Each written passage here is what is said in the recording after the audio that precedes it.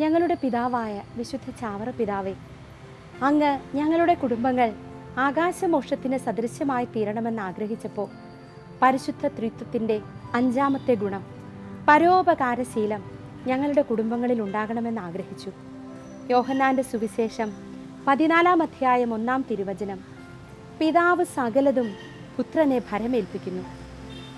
ഈശോ പറയുന്നുണ്ട്, നിങ്ങൾ എൻ്റെ നാമത്തിൽ പിതാവിനോട് ചോദിക്കുന്നതെല്ലാം അവൻ നിങ്ങൾക്ക് നൽകുമെന്ന്. അതെ, നൽകുന്ന, പങ്കുവെക്കുന്ന പരിശുദ്ധ ത്രിത്വത്തിൻ്റെ സ്നേഹം.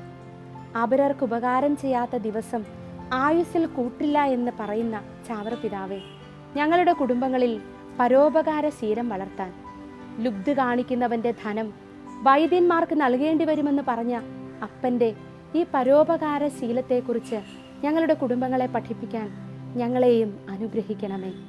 ഞങ്ങളും അപ്പനോട് ചേർന്ന് കാരുണ്യനാഥനെ വാഴ്ത്തിപ്പാടട്ടെ. കാരുണ്യനാഥനാം ദൈവകുമാരൻ്റെ ആരുണ്യ ശോഭയെ കാണാകണം.